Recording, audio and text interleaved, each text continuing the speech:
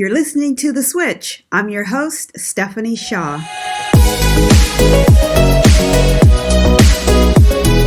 Hey, welcome to The Switch. I'm Stephanie Shaw.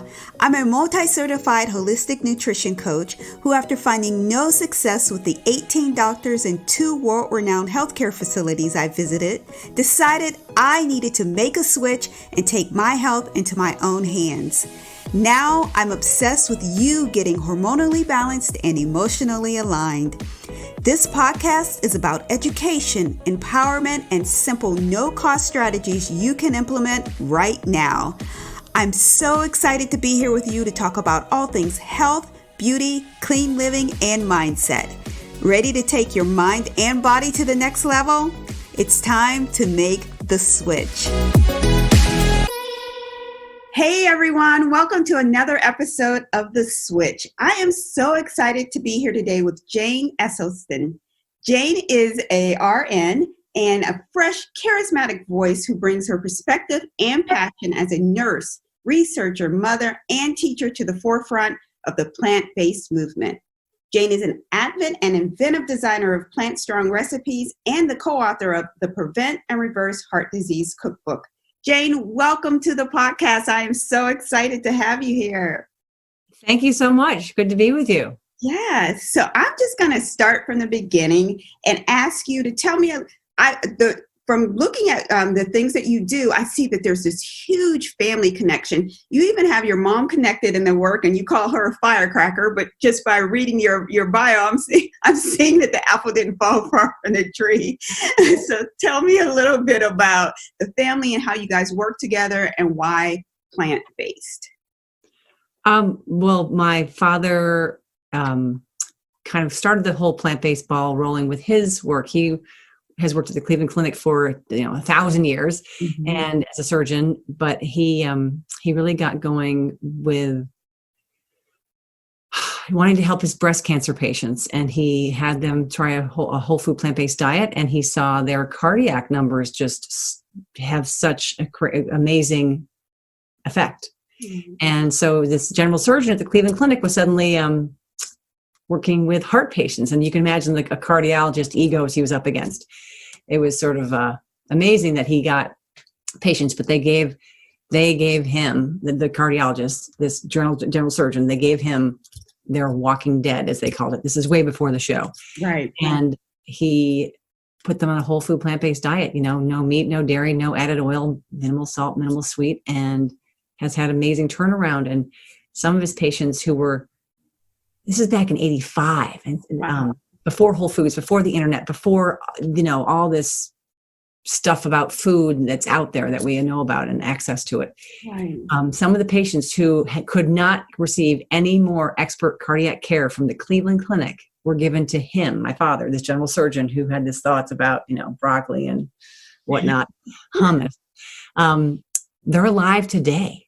Wow. And someone who couldn't have any other help with their heart, they should have died of some other comorbidity, or their heart problem could have taken them down. This is 35 years ago. Wow. They're alive today. That is beautiful. And they're, hiking, walking, playing games, and living with their families. They can be intimate again. I mean, there's so many just ways to get your life back. So my father's work was that. And at that time, my brothers and I, we were all in high school. There's 4 of us. And my mom was like, what are we doing? Okay, here we go. This is how we're eating. And she just, there was no internet. There was no, remember life before the internet? I don't know how old you are. I do. But, she just figured it out and picked it up and ran with it. And we were all just about in college, and we all picked up on it. And it's funny how it kind of became this dye bath we all got dipped into, and suddenly this is what we are all about. Someone's like getting religion at that age, and so we are pagan vegans. And my brother Rip works with it a lot, and he's got this company called Engine 2 after the book he wrote, and I did actually 3 books with him. Plant Strong, the Engine 2 7-Day Rescue, and the Engine 2 Cookbook. And I've done a cookbook with my mom that was squarely for a follow-up from my father's book. My father's book was called Prevent and Reverse Heart Disease. Mm-hmm. And our book was called The Prevent and Reverse Heart Disease Cookbook. So a lot of us are all working with this movement of bringing whole food, plant-based can do into the forefront. And my mom and I actually are working on another cookbook project as we speak. That's why she was marching across my lawn yesterday, trying to get my attention because I wasn't answering the phone because I was on a podcast. That is so funny. Before we started, Jane and I were talking about our moms making sure that they got our attention when they wanted to get our attention. That is awesome. I love the family connection. And I'm not going to get off on the work of Rip, but Engine 2, is that the one where he's going like into the fire station and helping folks? He was a firefighter. He was a fire. Okay, awesome. He turned he got his firehouse to eat this way, and their health, and just the fellows there and the brothers in the firehouse, as they call each other, had amazing changes in their health, and that then caught the attention of not just the firehouse, but the city of Austin and the press and NPR and New York Times, and that's how it became a book and became this whole big movement. So yeah. That's great. And the reason I went to that is because I want folks to know it wasn't just a one-off, like, just your dad with these, even though he had great success, it just wasn't a couple of folks that he had success with. Like, this is real, everyone. And my own personal story. So I went to 18 different doctors over the course of 2 years, and kid you not, the only thing that I changed, and I was already a vegetarian, but the only thing that I changed is the way that I ate, making sure that I wasn't like a carbivore. It's like the nickname we gave me like from eating too many carbs, like eating a plant-based diet that is based on whole foods and eating healthy. In a healthy way, it can completely change your outcomes. So you've done research also, not just plant-based dieting for adults, but also for children. There was a study done on pediatric obesity. Talk to us a little bit about that, and talk to maybe some of the moms about how they, you just spoke to the fact that your mom went all in. How can moms get their kids to focus on more healthy eating? And again, a little bit about the study, why we would want our kids to focus on healthy eating. All right, that's a lot of good questions there. And the first thing I want to respond to that I kind of was hanging in my mind, I've never used the word dieting. And that's a different, like a plant-based diet. We mean it more like in a anthropological point of view, like having a diet, a nutritional consumption of whole food, plant-based foods. Dieting is, I'm sure you know, that's not a word that doesn't work. Diet just seems so temporary or such quick fix or whatever. Right. And it's more the connotative word, and that's how some people relate to it. Yeah, exactly. Yeah. Connotations were lingering in my own mind. Yeah. So the Cleveland Clinic Department of Pediatrics, we did 2 studies actually here, and I worked with them on the studies. And the first one we did was with obese kids with high cholesterol, and we tried putting them on American Heart Association diet, or whole food plant-based diet for a month, and to see what happened. And we had at least one parent had to go along with the kid all month long and help them, because these kids are 9 to 18 years old, and some of them need a lot of help. I mean, they don't have an income, they don't have income, can't go to the store, they don't drive, they can't get groceries, so they had to get support from a parent. And at the end of a month, it was pretty astounding, the difference. Anybody who changes their diet is going to have some effect, some change. And the American Heart Association did about on 4 different points, mostly around like arm circumference, waist circumference, BMI.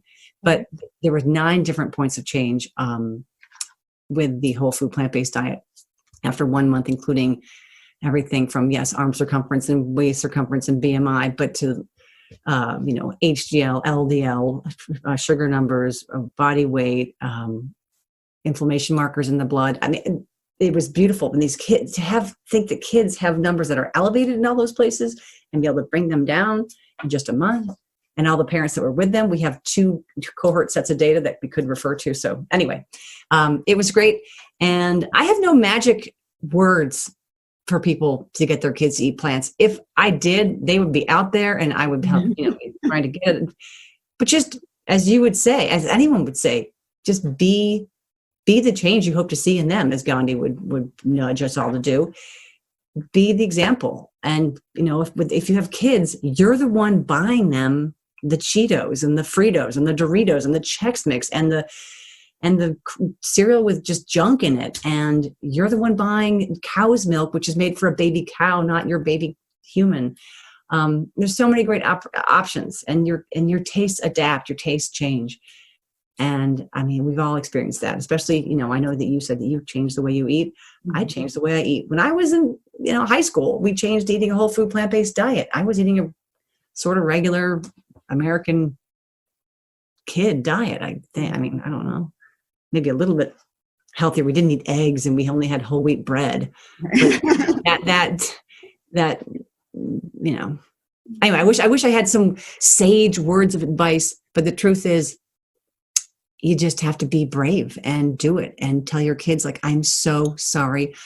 I messed up. I want to have you have a really positive, healthy life and not lead you into disease and just insidious things like just, arthritis or obesity, just things that can just really burden a life. And just say, like, I got it wrong. And we're going to try to get it right. And we're going to be fighting against some real instincts that want to keep that grease and meat and cheese and sugar going full on. We can't. Yeah. So I think even though you said that you didn't have any magic words, I think you just said the magic words because the parent is the one that's in control. So ultimately they make that decision what their kids will eat. So I think that's magic. I believe that's a magic. Thank you for saying that. So we dove right in, talking about nutrition and changes folks can make. But there's a lot of people who don't adapt to the plant-based lifestyle because either they think it's too hard, they think it's too expensive, or they just don't understand it. So veganism versus being a vegetarian versus being a pescatarian versus a flexitarian, all of that's out there. Can you break that down for us a little bit and tell people how they can get started, I guess? Well, all the different Aryans are, that sounds awful. All the different, all the vegetarian versus, don't ever use that clip.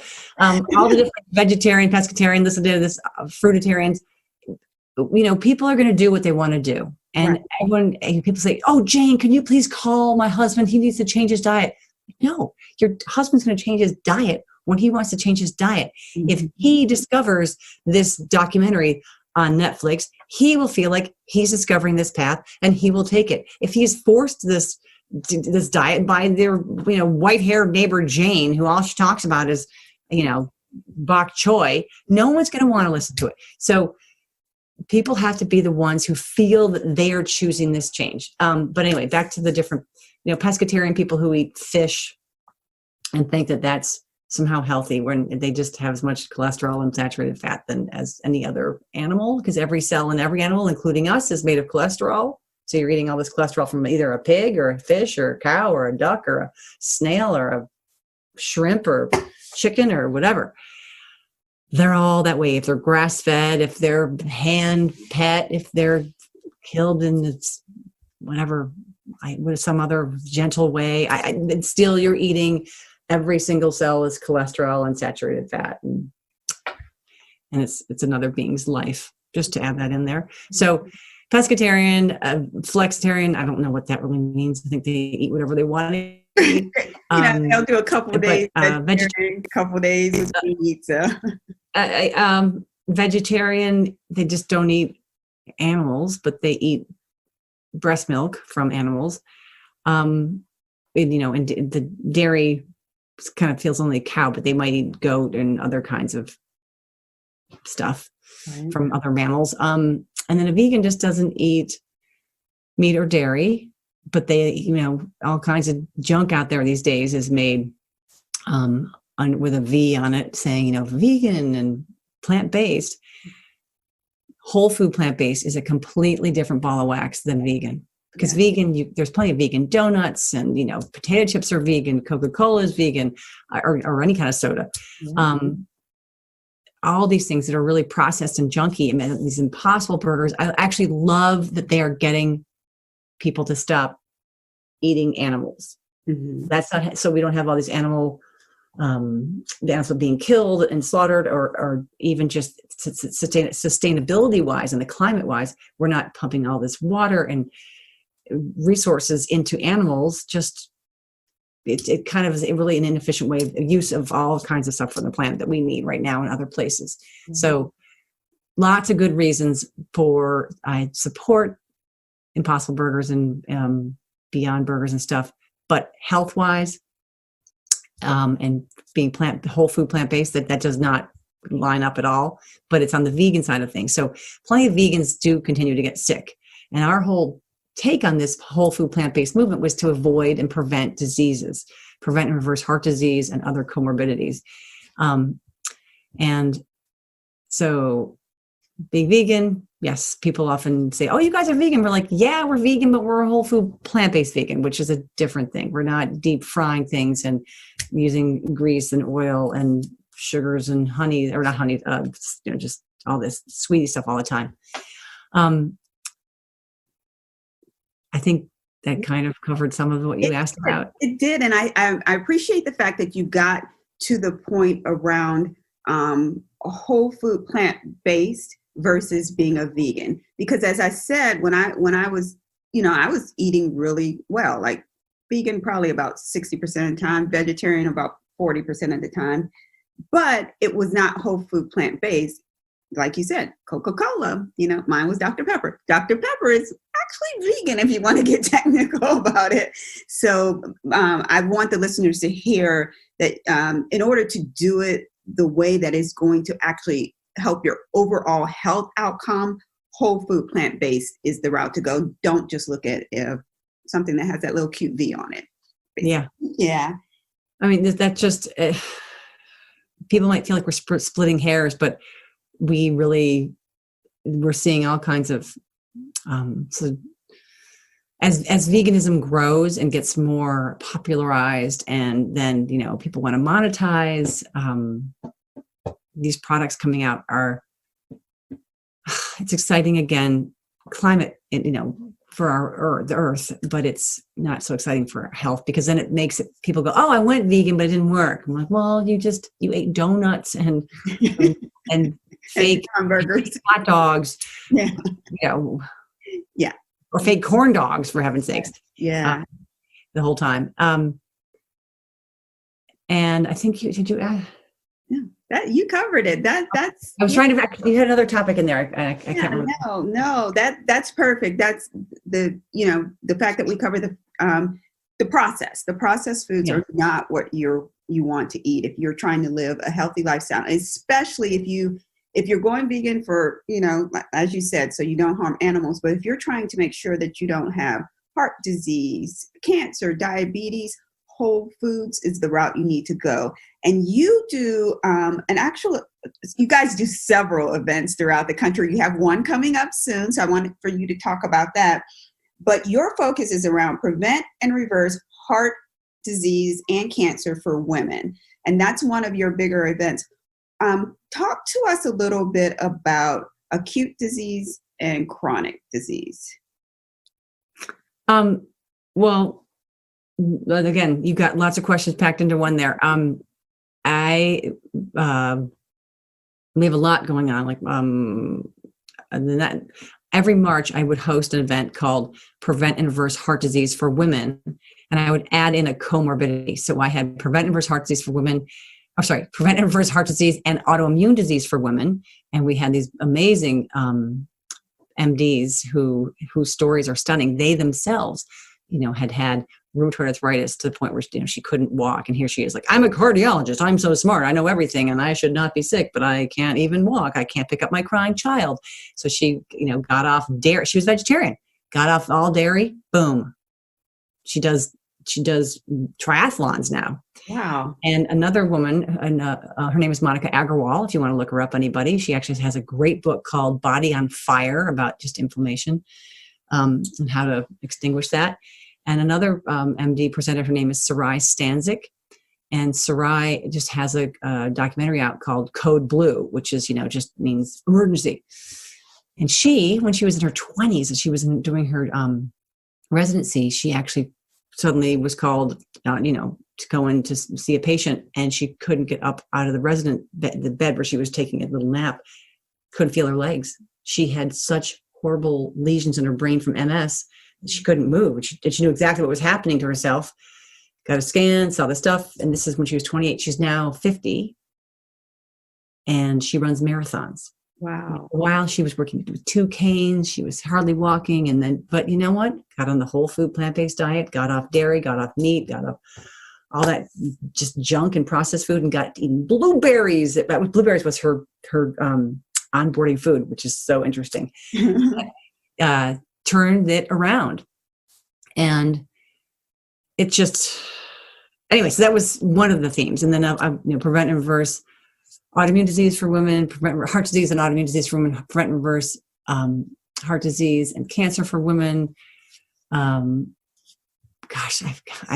Every year we have different themes. So this March coming up, and we always do it in March because March is the International Day of the Woman on March 8th, but we can't always get on that date. So I don't know what we're going to do this March because of COVID. Right. And I've been sort of waiting to see what's going to happen as far as it being virtual or live. And it looks like it's probably going to be a virtual event. So, and I'm also struggling with how to pair up a comorbidity with it, because there's so many comorbidities that are hot topics right now, as COVID seems to target so many of them. Anyway, but we do all sorts of events throughout the year, and they're all going virtual these days. So tell the audience what comorbidity is for those who may not be aware. Oh, sorry. Comorbidity just means like another problem. Another illness, another diagnosis, another issue. So if someone, for example, has heart disease, they probably have other comorbidities. If someone has a horrible heart disease, they probably also have an elevated cholesterol. They probably also have high blood pressure. Not necessarily, but right. You as someone who is coming from a healthcare perspective, you might look for other comorbidities. Somebody who's got cancer, you might look also for anemia, or someone who's got just, you know what I'm saying? Yes. Yeah. Someone who's vomiting may also have so a lot of times people don't realize that like one often causes another. So type 2 diabetes, there's often other issues that person will end up having. So it's so important to get that initial illness out of the way so that they can live a healthier lifestyle. Yeah. Yeah. So you selected cancer and heart disease as 2 primary focus areres. That was last year's theme. Yeah. Okay. And for this year, do you guys have a theme for this year? No. I was just saying I don't quite know where to land with it, because there's so many comorbidities out there that I would love to tackle, and also tackling a virtual conference. And it's so much easier to just be like, live, here we are, let's all get together. We dance the whole time, we have great food, and we've got little giveaway prizes and goodie bags. It's such a fun women-focused event. And I also have a camp for women that every year we haven't been able to have a camp for women, more plant-based eaters, and it's frustrating. But yeah, it is. How can, if you were talking to someone who just didn't feel good, they were constantly coughing or a constant upset stomach, how would you advise someone to at least start to try living a plant-based whole food lifestyle? Oh, I would just want to start so simply. Depending on some people's personalities are so different. Some people are like, over the cliff, I got to do it all, or don't bother. Some people are like, I need to wade into the water. So it would depend on this personality type of this person. So either 0 to 60, go for it, or someone needs to like warm themselves up into it. So if this is somebody who needs to warm up into it, I would suggest, I hate suggesting the documentary, but the documentaries somehow make people feel like they discovered it. I'd say choose from one of these, Forks Over Knives, What the Health, Game Changers, Eat to Live. There's so many different great videos out there. And have them watch that and just ask them if they could at breakfast every day, can they just have oatmeal without any dairy in it and without sugar in it, and just use fruit or use oat milk or almond milk or something to sweeten it with. Just start one meal a day and see how that can, because that can help so much. 1/3 of what you're eating is not junk. Process. That's a great start. And then if possible, we could talk about going lunch a little later. If someone wanted to go whole hog, I'd say dive in. Here are the books, the videos, eat them all up, go for it.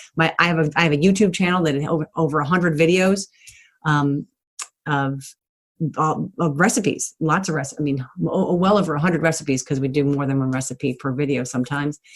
And it's with my mom, and she is just a spark plug. Never know what she's going to say, never what she's going to do. And, it's hilarious. But it's, if anyone's interested, that the name of our channel is Jane Esselstyn, my name, just because my mom didn't know what YouTube was. She's been watching it for years. She's like, oh, YouTube, Jane made a YouTube. She thought I made YouTube. And we have a channel. And then Penguin Publishing didn't want us to use the title of the book because they're like, we don't know what kind of shenanigans you guys are going to get up to. So don't use our published name. Just call it your cooking, your name or something. So that's a resource if people are interested, and it's free, which is great. Yeah. Those are excellent resources. I will tell folks, like, my oldest son has been vegan for probably about 12 or 13 years. And the way we started is by having a meatless Monday. So the year between undergrad and grad school, he came home and he helped my youngest with homework, and he also started dinner. So we started a meatless Monday, and he just took off with it and never looked back. And for years, we've been trying to get my husband to switch, and he watched Game Changers. And so you're absolutely right. Those small incremental changes and or meeting people where they are. So, he loves athletics. He, if a burly football player tells him he can still be 300 pounds, then he'll believe it. So those are really great tips. So I always ask that folks on the podcast give one takeaway to the audience, something that they can do or implement right away. And you kind of already did that, but is there something else that you would say that someone can implement right away and that would help them? Help them with their health journey? Mm-hmm. Oh, gosh. If I had to choose one? Yeah, well, you don't have to, but if I had to choose one thing, if I had one thing for people to be healthy, I'd say stop dairy. Yeah. Just stop eating dairy. Mm-hmm. That would just extinguish so much inflammation. Like everybody at my conferences who has, when they get off dairy, it is a world of difference. Mm-hmm. Yeah, I can testify. And people lose that sort of puffiness, inflammation. You can almost see people who eat dairy, and then when they stop, you're like, oh, you're no longer puffy. Or just it's a slight layer of inflammation. You can almost see it in their eyes. It's interesting. Yeah, it is. That's huge. And I also ask everyone, so podcast called The Switch. So I ask everyone, what was that internal or external thing that happened, that switch that happened in your life that made you the woman that you are today? The switch? Mm-hmm. I've had more of a gradual onboarding from like teenage years to now, eating this way, cooking this way, writing the recipes down, making these books, making this YouTube, making these conferences. So it's just been a gradual switch. I don't know what that switched. I've always been, anyway, I would say, high school athlete, I was a college athlete, so I kept active. Meditating. That's been a wonderful thing. Awesome. So that's something you're doing frequently now, or? Yeah, I've been doing it for a while, but it's just a wonderful thing if you can switch it into your life. Yeah. I'm working the verb now. Yeah. Your life, that's great. Purpose, Jane. Awesome. So is there anything else you'd like to leave us with? Thank you so much. It was great to see you. You're welcome. I really appreciate your time. Everyone, thank you so much for listening in, and here's to your health. I am so excited for you because you just finished another episode of The Switch, which means you are the fierce person I already knew you were. If you're ready to join an exclusive group of other fierce high performers like you, a group where you can bounce ideas off one another and ask questions, be sure to join our exclusive Facebook community. You can find the link below.